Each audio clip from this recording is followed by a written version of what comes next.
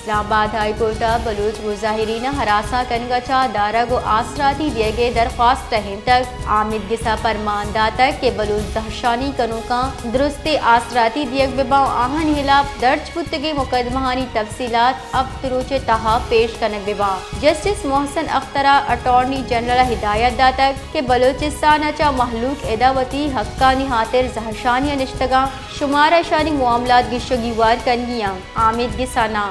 advocate general गुश्तक के मलूटी जहशानी कनूक वती लोगा वा तरबुआ